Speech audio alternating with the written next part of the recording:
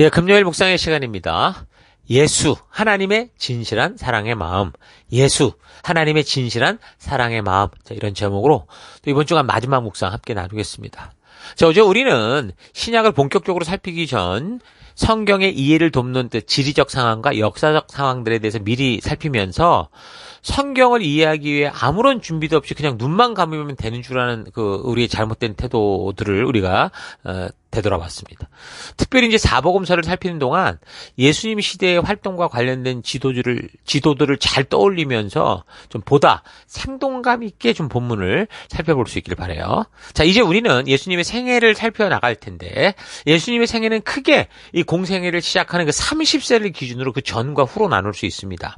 그 전은 탄생과 성장에 대한 이제 부분이고, 이제 30세가 돼서 본격적으로 이제 사역을 행하는 그런 부분으로 나눌 수 있는 거죠. 그래서 먼저 예수님의 생애 중에 그 예수님의 탄생과 성장에 관련된 그 내용들을 좀 먼저 살펴보면, 사실 30년의 시간임에도 불구하고 아주 짧은 탄생 이야기가 있고, 그리고 약 12세경 예루살렘을 방문했을 때 생겼던 그 하나의 소식이 있을 뿐, 그 30년의 이 30살 동안 어떤 다른 기록이 없어요. 예수님의 탄생에 대해서는 이제 로마의 그 아우구스투스 황제 통치 시절 로마가 그 식민지 세금을 좀 체계적으로 걷어내려고 각 이 통치국들 사람들에게 태어난 곳에 호적을 등록해라, 그렇게 이제 명령을 했었었는데, 아마도 그와 관련해서 누가 정확히 직접적인 인구 조사를 명했는지 모르지만 예수님 탄생 바로 그 전 시기에 이런 일이 있었어요. 그래서 예수님의 부모들도 그 요셉과 마리아가 그 인구 조사를 위해서 등록을 하려고 나사렛에서 고향이었던 이제 베들레헴으로 가게 되는 거예요. 말라기 선지자를 통해 예언되었던 그 다시 올 엘리야라고 할 수 있는 세례 요한도 예수님보다 조금 먼저 태어나거든요. 늙은 제사장 아버지 사가랴와 그의 부인 엘리사벳에 의해서 이게 기적적으로 임신이 됐었어요.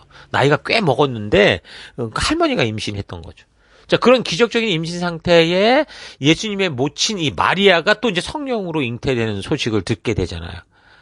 근데 그때 이제 마리아가 이 놀라운 소식으로 당황하면서 다른 친구나 부모를 찾아가지 않았고 이 엘리자벳을 찾아가서 이 성령으로 받는 잉태가 얼마나 중요하고, 왜냐하면 똑같은 처지에 있는 이 엘리자벳 같은 경우도 축복해줄 수 있는 유일한 사람일 거 아니에요. 그렇게 이제 축복받는 일들이 있었습니다. 그때 마리아가 만약 친구나 부모를 먼저 찾아갔다면 너 미쳤어, 죽으려고 그래, 이러면서 막 어쩌면 낙태시켰을지도 모르죠. 근데 이 마리아가 그런 소식을 알고 있기에 이 세례 요한의 그 엄마 엘리사벳을 찾아가면서 이 일이 얼마나 축복된 일인지를 알게 되는 그런 일이 있었던 겁니다. 친구 잘 만나야 돼요. 그리고 어려움과 곤고함이 있을 때 잘 찾아다녀야 돼요. 예? 아무데나 쫓아가면 안 됩니다. 자, 어찌됐든 그렇게 예수님은 마리아를 통해 성령으로 잉태된 상태에서 그렇게 요셉과 마리아가 그 황제의 명을 따라 호적하러 베들레헴에 도착했을 때 탄생합니다. 자, 그래서 율법에 명한 처음 태어난 이 남자 아이들 같은 경우는 다 하나님의 것으로 구별을 하는 그 정결 예식을 행했어야 돼요. 그래서 이제 요셉과 마리아가 예루살렘에 가서 이 태어난 예수님에게 정결 예식을 행합니다. 저도 저희 어머니가 처음에 이제 예수를 믿고 이런 걸 배우면서 조태생들은 다 하나님 거다라고 구별을 했기 때문에 어려서 나를 말하자면 여기 정결 예식 같은 걸 했던 거죠. 하나님께 바쳤다는 거예요, 저를. 그래가지고 제가 어쨌든 군대 제대하고 컴퓨터 일을 하다가 결국 이곳에 와서 이제 부르심 따라가는 이 전까지 정말 방황하는 삶을 살았습니다. 이 길은 내 길이 아닌 것 같은데, 이것 때문에. 그래서 아무튼 지금은 이제 그렇게 이 이민을 와서 이곳에 들어서게 되면서 참 후회함이 없고 감사함이 있고, 이렇게 인도하시는구나, 그런 은혜가 있는데, 어쨌든 예수님도 그래 태어났을 때 처음 하나님께 구별된 그런 백성으로 바쳐지는 정결 예식을 행하게 되는 겁니다. 예루살렘에서. 그런데 예수님의 탄생과 관련해서 동방박사들이 헤롯 왕을 처음 먼저 찾아가서 유대인의 왕으로 오시는 이가 여기 어디 태어난다는데 어떻게 된 겁니까? 물어왔던 거죠. 이거 왕이 있는데 그 헤롯이 통치자인데 거기서 그런 얘기를 하니, 그렇지 않아도 우리가 아는 헤롯은 굉장히 아주 질투가 심했던 아주 그런 사람이었잖아요. 막 자녀들이고 뭐고 막 눈에 거슬리면 죽이는 이런 사람이었는데, 그 박사들이 이제 이런 소리를 하니 이제 안심을 시키면서 요거 잡아 죽여야 되겠다 생각을 한 거죠. 그래서 자기도 가서 이제 경배를 좀 하고 싶으니까 너가 그 왕을 찾으면 좀 자기한테 알려달라. 이제 그렇게 이제 얘기를 해요. 근데 이제 그 밤에 이 동방박사들이 예수님께 경배를 마치고 났을 때 천사들이 이 동방박사들에게 나타나서 헤로데에게 가지 말아라. 그렇게 지시하면서 박사들이 이제 다른 길로 가버렸죠. 이 사실을 알고 헤롯 대왕이 이제 수하들을 시켜서 그 베들레헴 땅이라는 거 들었으니까 그 주변의 모든 마을에서 2살 미만의 남자애들 싹 다 죽이라고 아주 살육이 벌어집니다. 학살이 벌어지죠. 이런 사실 또한 보면 사실 선지자 예레미야를 통해 이미 예언되었던 그런 일이거든요. 예레미야 31장 19절. 나 여호와가 이같이 말하노라. 라마에서 슬퍼하며 통곡하는 소리가 들리니 나엘이 그 자식을 위하여 애곡하는 것이라. 그가 자식이 없으므로 위로받기를 거절했도다. 이렇게 얘기를 합니다. 자, 그래서 이런 일이 벌어지기 전에 또 밤에 이 천사가 요셉에게 이런 일이 벌어질 거다. 헤롯이 이런 짓을 할 거니 피해라. 그래서 이집트로 내려가게 되죠. 자, 그래서 요셉이 마리아와 아기 예수를 데리고 헤롯 왕을 피해 이집트로 피신해서 잠시 머물게 됩니다. 자, 그리고 나서 이제 헤롯 왕이 죽은 이제 BC 4년경 그 다음에 이제 다시 올라오죠. 천사가 이제 얘기를 해줘요. 요셉에게 헤롯의 죽음을 알리고 이스라엘 땅으로 돌아가라 말을 해줍니다. 그래서 이제 갈릴리 지역의 그 나사렛으로 다시 돌아간 거예요. 그때 이제 유대 땅에는 헤롯의 아들 아켈레오가 그 유대 지방을 통치했는데 당시에 유대 왕국은요 로마 제국의 그 통치하에 있었기 때문에 이 아켈라오가 황제였던 아구스도에게 재가를 받아야 돼요. 그래서 수도 로마로 올라가야 됐는데 근데 출발 바로 전에 이 아켈레오를 반대하는 사람들이 있어서 6월절 폭동이 일어났는데 6월절에 그때 이 아켈레오가 이것 때문에 한 3,000명 이상의 사람을 죽여버리게 되죠. 그래서 그 결과 유대인들의 미움을 더욱 사게 되고 그래서 유대 공회에서는 대표자를 뽑아서 로마에 보내죠. 그래서 이제 아켈레오가 이런 식으로 유대 땅을 다스리는 그런 사람이 되면 안 된다. 이걸 저지하려고 하는 겁니다. 그때 이제 그의 동생이었던 헤롯 안티바도 자기가 여길 통치해야 된다 하면서 이제 황제에게 막 청원을 해서 형 아켈레오하고 막 서로 통치권을 갖고 다퉜어요. 근데 이제 로마의 황제 아우구스투스는 헤롯 대왕이 남겼던 그 아버지가 남겼던 유언이 있었거든요. 그래서 유언을 따라 그렇게 허가를 하는데 그래서 이제 아켈라오는 이제 왕보다는 좀 낮은 에스나르케스, 그러니까 민족의 통치자라는 그런 칭호로 유대와 사마리아, 이두메 지역을 이제 통치할 수 있게 된 겁니다.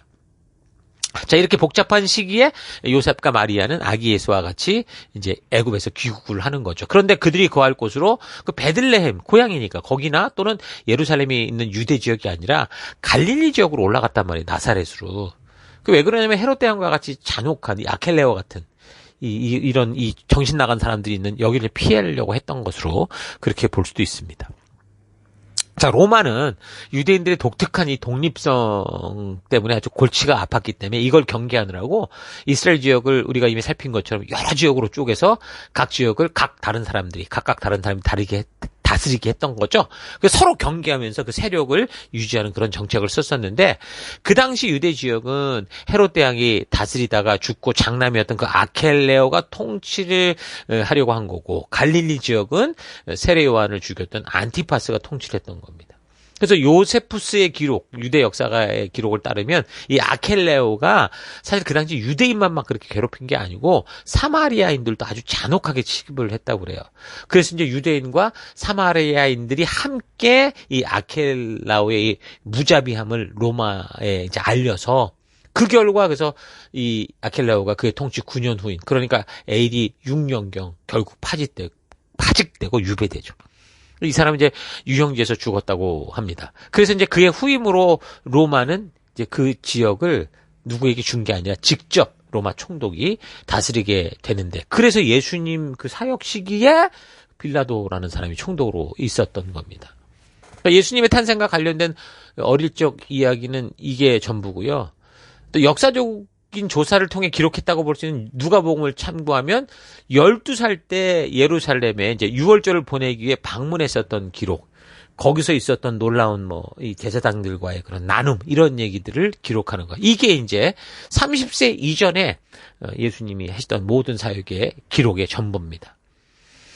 자, 그리고 나서 이제 30세가 돼서 예수님의 공생의 사역에 관련된 역사들이 시작이 되죠. 30세부터 3년 반 동안 공생애를 보내게 되는데 비록 3년 반의 짧은 시간이지만 복음서들이 이제 마가와 누가복음 외에는 이게 연대기별로 기록되어 있지는 않아가지고 그 사역을 일일이 어떻게 순서를 따라 확인하기가 쉽지가 않아요. 그래서 어쨌든 우리는 좀 큰 틀을 잡아서 예수님의 공생애의 그 순서를 따라 살펴보려고 합니다.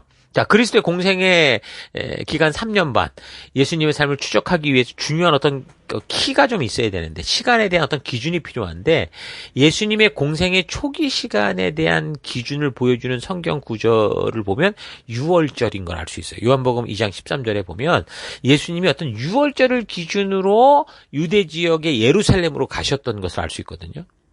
그 후에 이제 십자가형을 받기 직전에도 성경에 뭐라고 기록이 되냐면 그 6월절에 이제 예루살렘에 오신 걸 그렇게 또 얘기를 해요. 자, 그래서 예수님의 행적을 좀 우리가 잘 순서를 따라 파악하려면 성경에 나오는 이 절기가 언제쯤이냐라는 걸 좀 우리가 이해하고 있어야 됩니다. 보통 크게 유대인들이 예루살렘에 꼭 방문해야 되는 시기가 3번 있었어요. 6월절, 7.7절, 초막절입니다. 이건 하나님께서 율법으로 명하셔서 꼭 그곳에서 하나님의 얼굴을 볼 수 있도록 그렇게 명하셨던 거죠. 그래서 6월절 같은 경우는 언제냐면 우리가 사용하는 달력으로는 3, 4월경인데요. 4월이라고 이제 기억하면 돼요. 유대 달력으로는 1월 14일입니다. 자, 그리고 나서 6월절이 이제 14일이니까 그게 지나면서 그 다음 날부터 15일부터 7일 동안 이어지는 기간을 무교절이라고 그래요. 근데 그 시기가 마침 그 이스라엘의 계절로 보리를 추수할 때거든요. 그래서 또 그때 그 첫 열매를 봉헌하는 초실절로도 지킵니다. 자, 그러니까 6월절, 무교절, 초실절은 거의 같은 이제 비슷한 시기다 이렇게 보면 되고요. 그다음에 7.7절 같은 경우는 첫 보리를 아까 수확해서 봉헌하는 초실절로부터 50일째 되는 날이에요. 그래서 오순절이라고도 하는 거죠. 그때 이제 그동안 거두어들인 미래 첫 소산, 보리 첫 소산을 하나님께 바치는 그런 절기거든요. 그러니까 한 6, 7월경이라고 보면 되겠죠.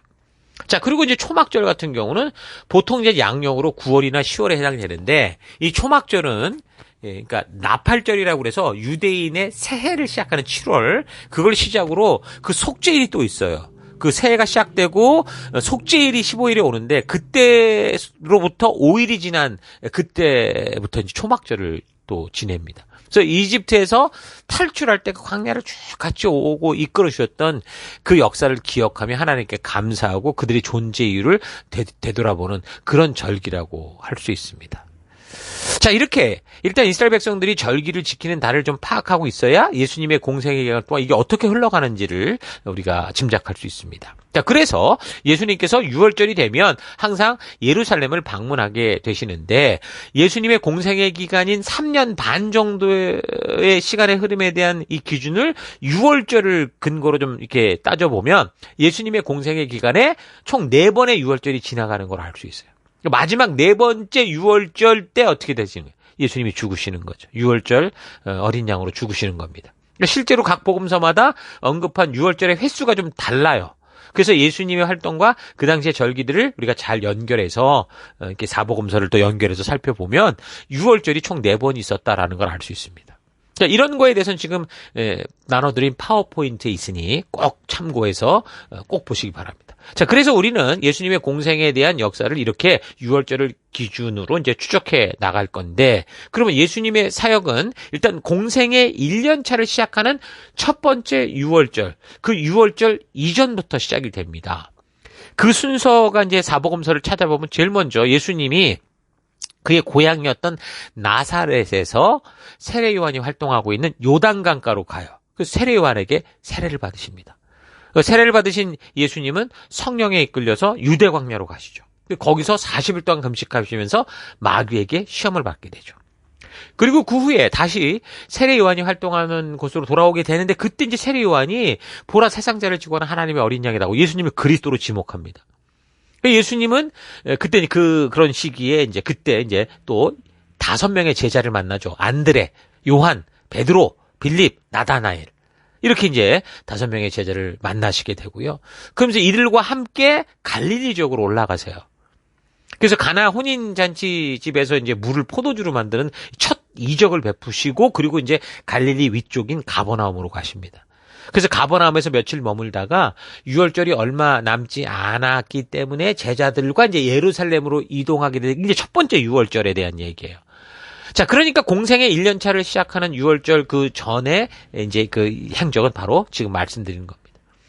예수님이 드디어 사역의 때가 됐어요. 그래서 유대 땅에 엄청난 이제 센세이션을 일으키면서 거창하게 등장한 게 아니고 오히려 겸손히 세례요한을 통해 침례를 받는 자리까지 나아가시면서 사역을 시작하시죠. 그래서 세례요한이 아니까 세례요한이 거절을 해요.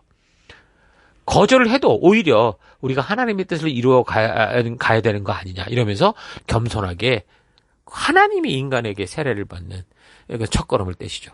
그리고 광야에서 이제 마귀에게 시험을 받으시기까지 하지만 인간의 약점을 아주 잘 건드리는 그 사탄의 유혹에 넘어지지 않고 자신의 능력으로 사탄을 때려잡은 것도 아니고 여전히 겸손하게 어떻게 해요? 하나님의 말씀으로 하나님께서 부탁하신 그 사명의 자리에 한 걸음씩 나아가시고 걸으시며 사역의 문을 여신 겁니다. 그래서 가나의 잔치에서 이제 물로 포도주를 만드는 그런 기적을 베푸셨어도 얼마나 놀라운 능력이에요. 근데 당신이 그런 얼마나 능력 있는 존재인가 이런 걸 막 세상에 떠버린 게 아니고 계속해서 묵묵히 하나님의 뜻대로 하나님의 그 말씀을 따라 그렇게 그 행보를 걷기 시작하십니다. 그래서 이제 예수님께서 이제 이 사역을 시작하시는데 그분의 이제 행적과 말씀을 여러분 차분히 살펴보면서 어떻게 예수님께서 하나님의 그 진심을 백성들에게 알리기 위해 이 길을 걸으셨느냐. 또한 하나님의 뜻을 따라 그대로 걷기 위해서 어떻게 그가 행하셨는가 여러분 잘 묵상하고 분별해 볼 수 있기를 바랍니다. 자, 오늘 하루 예수님의 탄생과 그의 사역의 시작을 통해서 인간을 지으신 하나님이 인간들의 세계 속에 오셔서 어떻게 행하셨는지를 여러분 잘 묵상해 보기 바랍니다. 예수님은 세상을 발칵 뒤집어 엎으면서 요란하게 이 땅에 오지 않으셨어요. 그러나 결코 그것은 비밀이 아니었죠. 온 세상에 드러난 비밀이에요, 이건. 그래서 누구든 믿음으로 그분을 하나님의 사랑의 실체요, 그 구약의 언약의 성취요, 유일한 구원자다라는 걸 믿을 때 하나님의 자녀가 될 수 있게 하셨습니다.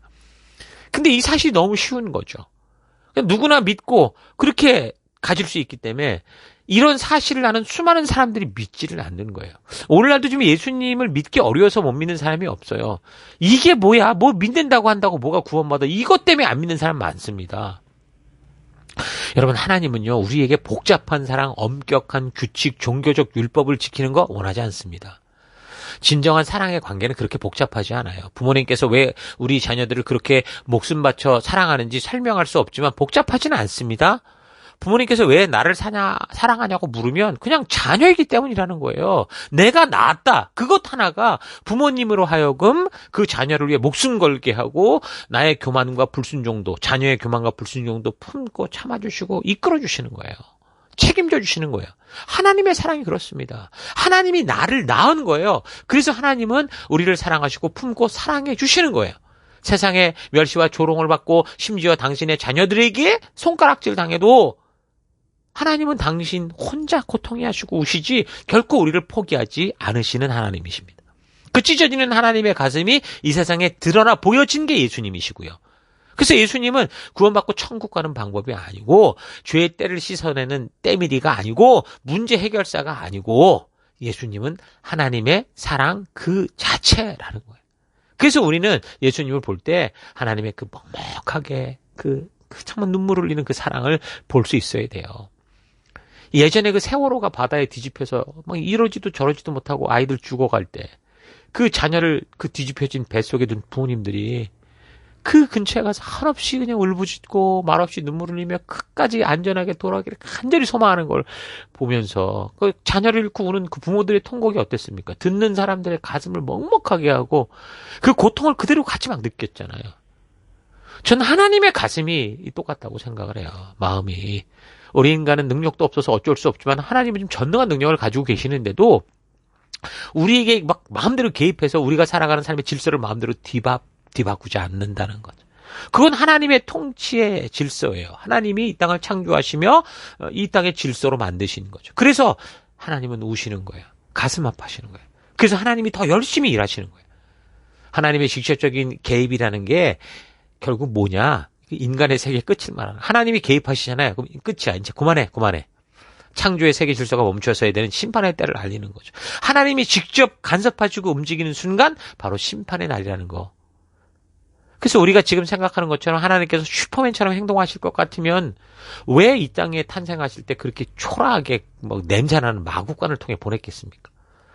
하나님의 사랑은 교만하지 않고 겸손합니다. 화려하지 않고 소박하고 진실합니다. 하나님 스스로 하나님이 과연 계시냐는 소리를 들으시면서도 하나님은 당신이 창조하신 그 질서 안에서 일하세요. 그래서 화려하고 뭔가 있어 보여야 믿는 사람들에게는 결코 그 귀한 사랑이 소중히 보이질 않는 거죠. 하나님 계시다면 이거 왜 이래? 이런 소리만 하는 거예요. 큰 진정한 하나님을 모른다는 거죠. 하나님은 이 땅을 창조하신 창조주이심에도 이 세상의 창조의 원리를 따라 우리를 대해주시고 지켜주십니다. 하나님 스스로 만드신 하나님의 한계 속에서 일하십니다. 그렇지 않으면 우리 인간들은 더 이상 존재할 방법이 없어요. 하나님은 우리와 나누기 위해 우리를 신처럼 만든 게 아니라 하나님이 인간이 되어주셔서 우리의 시간 속으로 우리의 육체 속으로 오셔서 당신의 진심을 보여주시죠. 여러분, 그에게 그 긴 시간 동안 그 백성을 사랑하시고 우셨던 그 하나님의 통곡을 기억하십시오. 그분이 마구간으로 오셨고 인간의 권세에 쫓기셨고 시골에서 자라나셨고 인간에게 세례를 받으시고 인간의 몸으로 하나님의 사랑을 드러내시고 인간을 설득하시고 인간들의 손에 결국 잡혀서 인간들의 손에 죽으셨습니다. 그러나 그렇게 하나님의 사랑은 결코 그렇게 죽지 않았다라는 것을 기억하십시오. 그렇게 끝난 게 아니에요. 그렇게 시작했어요. 십자가가 아닌 그 어떤 것으로도 하나님의 인간을 향한 사랑은 죽일 수 없어요. 그 사랑의 그 뜨거운 불길을 끌 수 없습니다. 그런 하나님의 사랑에 여러분 항복하십시오. 그 하나님의 사랑을 받아들이고 거룩한 하나님의 자녀다운 삶으로 나아가서 하나님과 살아있는 사랑의 관계를 맺어 가십시오. 그것이 참된 믿음입니다. 자, 이 귀한 믿음을 따라 오늘 하루도 믿음으로 승리하는 여러분 될 수 있기를 주의 이름으로 축원합니다. 오늘 하루도 힘내십시오. 잠시 기도하겠습니다. 하나님, 창조주 하나님께서 인간의 몸을 입고 시간의 한계 속에 오셔서 그 진심을 보여주시기까지 먼저 나를 찾아주셨는데 나는 그 하나님의 진심을 알려하기보다 하나님의 능력만 이용하려고 하는 삶을 살아왔던 것 회개합니다. 인간을 지으신 하나님이 인간을 위해 이 땅에 오셨다가 인간들의 손에 죽으시기까지 보여주신 그 하나님의 진심을 결코 잊지 않는 믿음의 삶을 살아가겠습니다. 하나님은 우리의 자유의지를 인정해 주셔서 우리를 강압적으로 조종하는 분이 아니라 우리의 인격의 말씀으로 호소하시고 설명하셔서 우리 스스로 주 앞에 나오기를 기다리시는 하나님이신 것 잊지 않고 그래서 그 하나님의 심장을 가진 우리 예수님을 이 땅에 보내시기까지 우리에게 말씀하시는 그 하나님의 귀한 진심 그 열심을 온전히 알고 기억하는 삶 살아가는 내가 되길 원합니다. 그 예수님은 하나님의 심장이요 하나님의 사랑의 실체라는 거 잊지 않고 오늘 하루도 그런 믿음의 길 그 사랑의 길을 걷는 내가 되기를 결단하고 감사드리며 예수님 이름으로 기도했습니다. 아멘.